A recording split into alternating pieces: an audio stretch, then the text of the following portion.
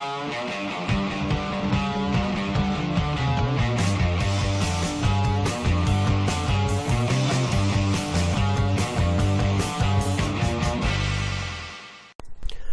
video we start with a hydration chart. Am I hydrated? Aim for clear urine at least 10 times a day. Eat a diet rich in fresh fruits and vegetables. Drink a quart of water before meals. Thank you. Out and about, see a bit of plastic, I like to pick it up. Shake out all the spiders and ants. And I've got a little stash of plastic bags. I drop them off at the plastic bag recycler once a month. This shit went up in the ocean otherwise. If we don't pick it up, who the fuck's gonna?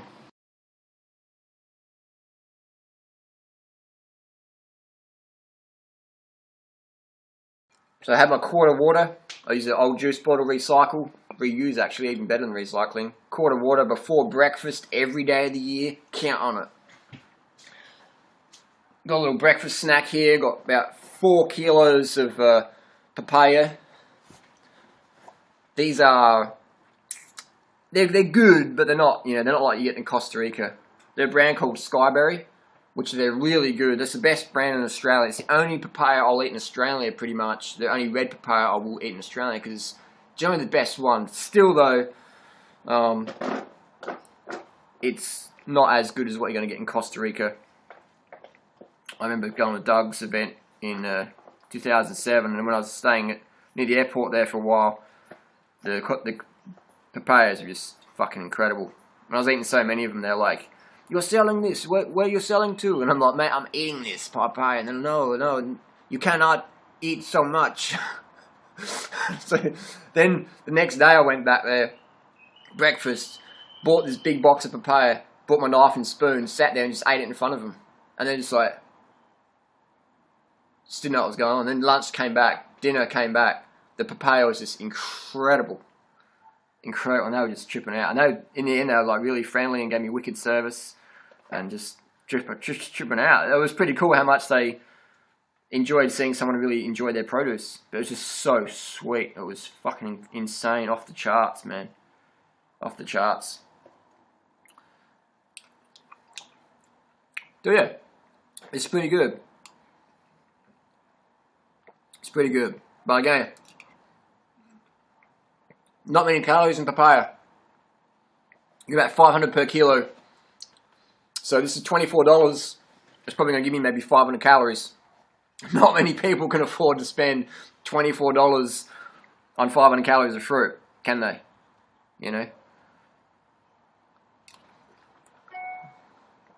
And that's unfortunate. That's really unfortunate that if you want to eat healthy in today's world, you got to spend a shitload of money. We spend more money on food than anything else. I'll put it out there again that a lot of critics say, "Oh, do it freely, blah, blah, blah." And it's like, how long have you done the raw food lifestyle for? Like 3 days? Would you spend as much money as we spend on fruit? No, you wouldn't. So shut the fuck up. Like, who are these people who have no face or nothing? They're just little trolls behind the keyboard just tapping away. Anyone can do that. Anyone can join up multiple accounts and write anything. But it takes a real person to put their face on the internet, attached with their name, identity, and say, "Hey, this is who I am, and this is what I believe." That's a real person. A real man or a real woman will do that. Versus just be like, trolling. Come on, man. It's okay to troll, but if you want to really have a statement, then share it. Start up a YouTube account and share your opinion. With a face. I don't care. But when people hide behind fake accounts, it's fucking gutless, man. That's gutless. So stand up, show your face, and say what you believe in, and that's fine. It's just when all those little gutless people hide behind fake accounts. And, why? Why are you so scared of doing right and freely? We're not going to do nothing to you. Just show your face. Share your opinion. That's all you have to do. Let's answer some questions. So I got a question. How are you disappointed that Doug and Christina have just washed over this whole Woodstock Fruit Festival drama in their recent videos by not mentioning it at all? What are your thoughts? Well, not disappointed. I was disappointed at the start because I didn't expect that sort of behaviour from Doug and Christina. Now I expect it. We expect it. It's not disappointment. How to be disappointed in people is have expectations of them. You know, we expected Doug and Christina to be supportive of us and not, you know, do what they've been doing. And so when they did that, we were disappointed. But now we expect it. It's no disappointment at all. Because it's like the weather's changed. The tide's changed, you know. It's like picking up a good papaya, paying good money for it, and you taste it, it's like, oh, it's sour. There's someone, when you know it's going to be sour, then it's alright. You just like drop it. So, for me, I remember in school, a teacher said, washing over a subject is a sign of guilt. Where you just pretend it never happened. And you see a lot in pro sports or in politics, they won't even address a question, they'll just be like, business as usual. Business as usual. So that's the card Christina and Doug have done. Doesn't make them bad people, but it just shows the level of integrity we're dealing with. So that was disappointing for us at the start, but now we've you know, we'll ramble on about it a bit, but we don't hate Doug or Christina. We understand that's the sort of people they are. And maybe one day they can improve on that, and that would be great, because they both have a fantastic message. But it's a disappointment that their character doesn't match the level of message they're giving. And you see it. You see how Christina deals with people who aren't famous or like Beyonce or whatever. And that is very telling of someone's character when you just brush people off, or then you use people as a stepping stone just to further your career or whatever. I'd say a problem would be that if you have... testing this mic out here. Is this even working? Doesn't even seem to be working. Anyway, I'll keep talking. When you have one of your goals as significance as a primary goal in life, then you'll just tread over everyone. But that's the highest value in life, significance. I'd say my highest value in life would be contribution. Contribution would be my highest value in life. And a lot of people know that, and they're like, you know what? We can trash Drew and Ryder and Freely. All they care about is getting the message out there. We can, you know, demote them, write them off, whatever. They'll just, you know, they won't care because they just want to get the message out there. We can do it. They can be our doormat. We can walk all over them. You know what? We'll change that. Fuck that. Not anymore. That's still our highest value contribution versus significance. So we're still going to do that, but we're going to do it in other areas. So,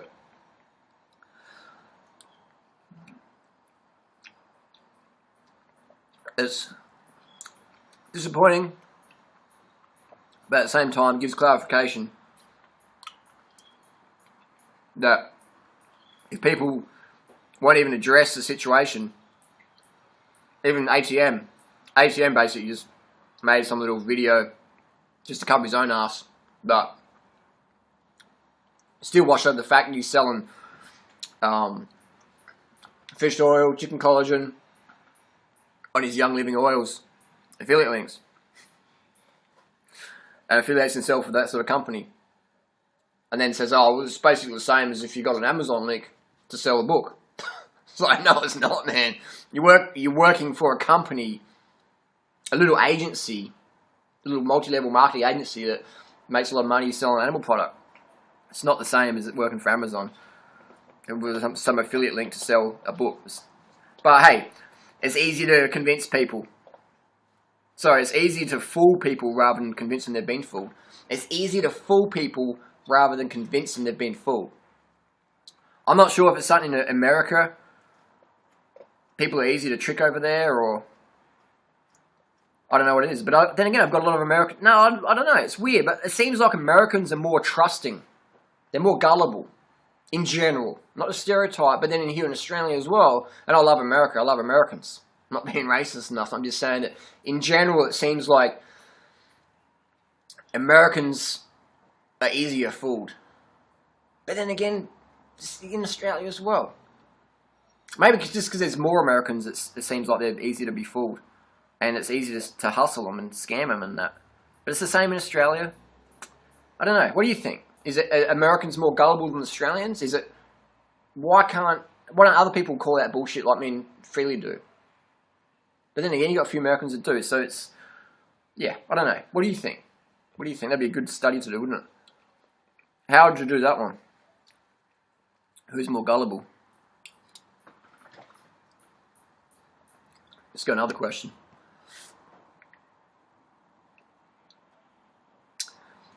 How come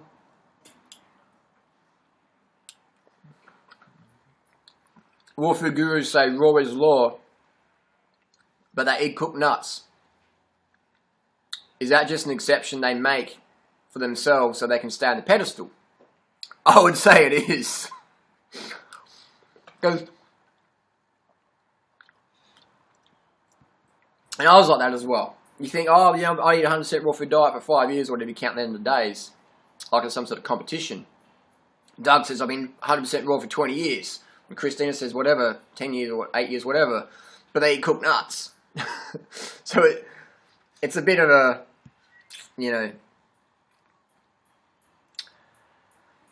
it's... I think if you... And I was saying to Don Bennett the other day, you know, he eats cooked nuts. He goes, no, I don't. No, I don't. And I'm like, you do. You don't eat 100% raw. You cook Brazil nuts. They're steamed. So the shells crack easy. No. They're not steamed. Like, Don, relax. It's okay. It's okay. You're not going to go to jail for eating steamed nuts. But maybe it would give some people a nervous breakdown for them to say, the last time I ate cooked food technically was last night with a tahini versus 20 years ago or 10 years ago, 3 years ago, whatever.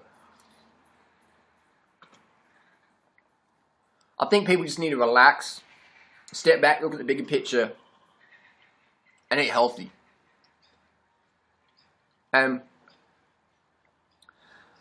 Doug and Christina and that give us crap for eating starches. But they eat starches as well. Carrot, beetroot, corn. I'll tell you what, steamed corn digests way easier than raw corn. Way easier. But we eat raw corn, and it's hard to digest because we don't want to lose that raw food paradigm. But you're not doing something good for your body. Eating a lot of raw starch.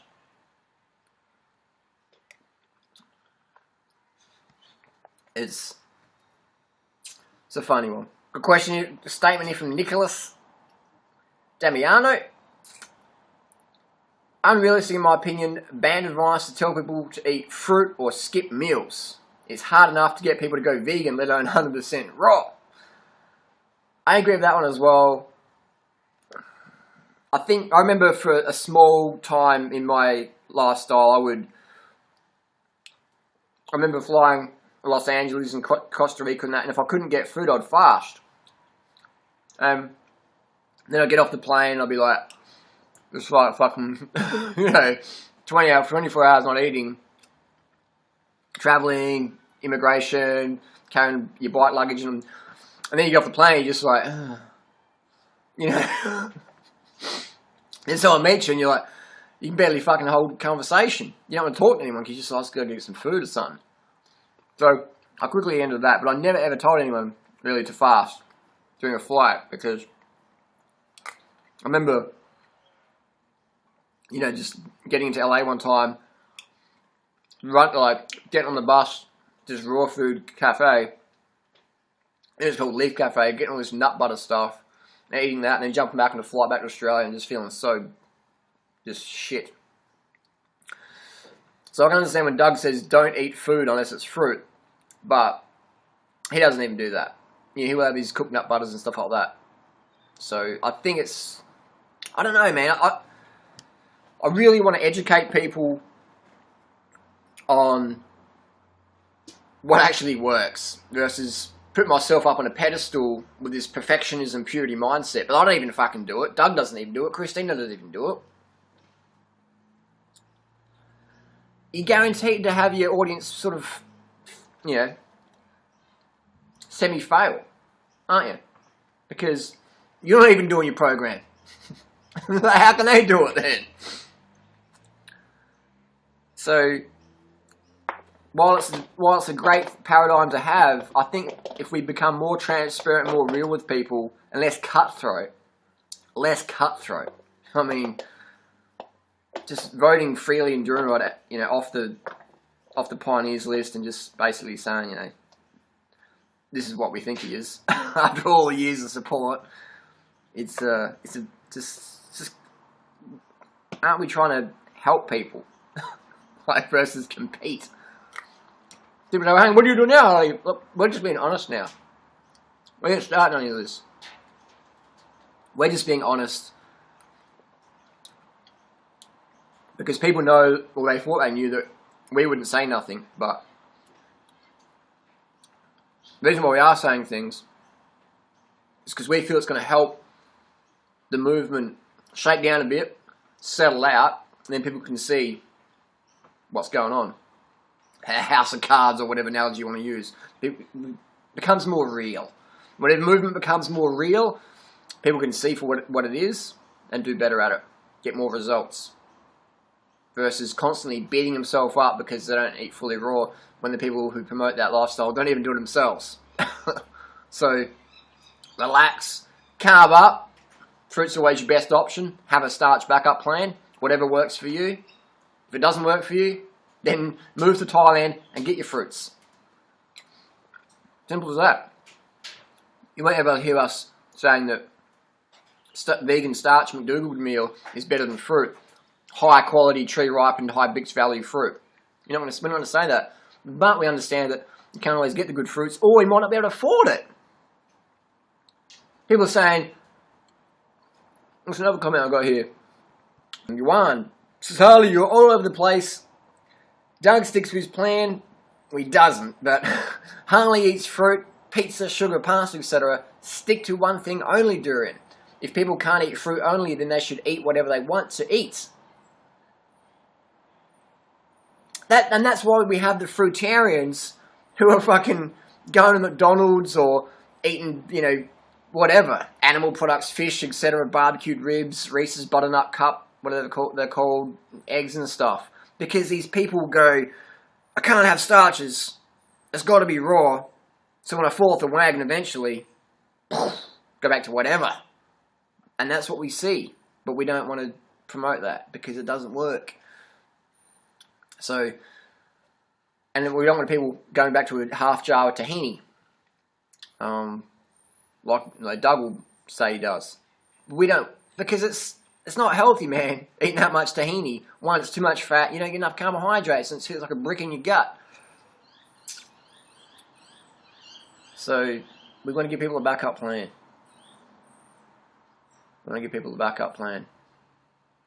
Here's another one. This one's called the fruitarian one. It's like, again, it's like an anonymous person, probably done the lifestyle for a few days, and now all of a sudden they know it all. Here's their question. There is an ocean of difference between occasionally eating cooked vegan food versus binging on highly refined processed junk food. I agree. There is an ocean of difference in a mindset between using cooked vegan food as a supplement for high-level activity versus just being too complacent to go and get good fruit. I agree.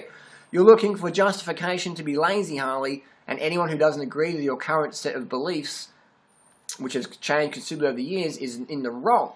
There will always be a good, better, best. We should strive for purity, and there should be a backup plan so as long as the long-term goal is clear. I agree. At your level of health and income, there is absolutely no excuse not to have high-quality fruit. You can't get high-quality food in Australia, then you should simply move to the good food. Finished. If you can't get good food in Australia, then grow it yourself. Finished. Again, ocean of difference between eating cooked vegan food to supplement calories versus being lazy. I can hear where this person is coming from. Let's go point by point. Highly refined, processed junk food. That's pretty subjective, right? Because if I got this papaya and blended it, it's processed. It's if I juiced it, it's highly refined. If I dry it out, it's processed. Is it junk food? Some people say fruit's junk food. Some fruitarians say certain types of sweet fruits are junk food, so that's very subjective. But it's a bit of a soundbite. Highly refined processed junk food. What does it mean? Doesn't really mean much, because you can get really good food and make it highly processed junk food in some person's book. There's an ocean difference between using cooked vegan food as a supplement for high level activity versus just being too complacent to go out and get good fruit. Yeah, I agree with that one, but it's a fine line, isn't it? You come home from work, you're not even really organised, you're hungry, what are you going to do? You're going to spend 4 or 5 hours driving around and riding around looking for good fruit. And you know what I mean? Like, people are fucking time crunched as it is. There's not many people who can do this lifestyle because the system doesn't want you eating high quality, high bricks value fruit. So you've got to be fucking mega organised, or you've got to be like Christina and have an organic co-op basically out of your garage door. So you got all that fruit floating around all the time. But if Christina wanted to travel the world, it'd be a different story. If she wanted to be, you know, going on long bike rides or whatever, just travelling, it would be a different story. But I agree that Christina's model is an excellent one by starting a co-op in your backyard, or your garage, or your local community hall, so then you got food always floating around. But even then, you got to manage the right fruit. So unless you got a fucking shitload of fruit, like my friend's fruit shop, he's got fruit coming in there all the time. He rarely has right fruit because he's selling it and moving it. So even if you have a co-op or organic fruit shop your own, you still got to be managing it really well to have enough right fruit to feed yourself. So again, this person is sincere, but they've obviously been doing a lifestyle for maybe a few days or a week or whatever, and they're hardline, and that's awesome, but they're not really realistic. They're speaking with a noob sort of mindset, and I'd like to see them show us how it's done. But they don't even have a YouTube channel up yet. We should strive for purity, and there should be a backup plan. So as long as long-term goals, I agree. I agree, but again, purity can be very subjective. You got like guys like ATM who they want to live on 2 oranges a day, 1 meal a day, and that, in my opinion, is anorexia. That's a rampant eating disorder, in my opinion. I don't think that's healthy at all. It's not healthy, in my opinion. Again, purity is a subjective word. It can mean a lot of things to different people. I like to be objective with my definitions there. So this person's saying I should move out of Australia, go to Thailand. I can agree with that, and we're going back there in a few months for the Thai Fruit Festival.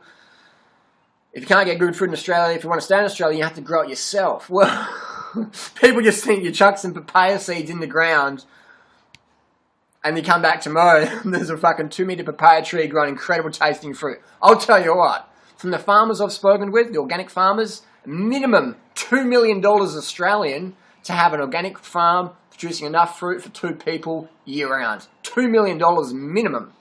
People are like, no, that's not right, Harley. Like, you can buy a block of land for $20,000 somewhere. Yeah, but there's no water. The soil's fucked. You've got to have water. Water's very expensive in Australia. Very expensive. The land that grows the best fruit is up near Cairns. And that's very expensive land. Alright? And you've got to rock dust the fuck out of that soil. You've got to build it back up.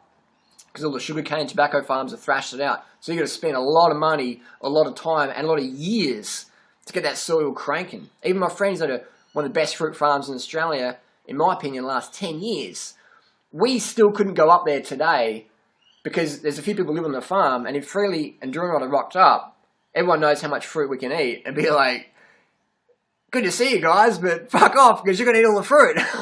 So even my friends put a lot of money, close to $1 million in this farm, and it's an amazing place, but they're still, after 10 years of full-time daily work, isn't enough fruit to feed 2 full-time fruitarians every day.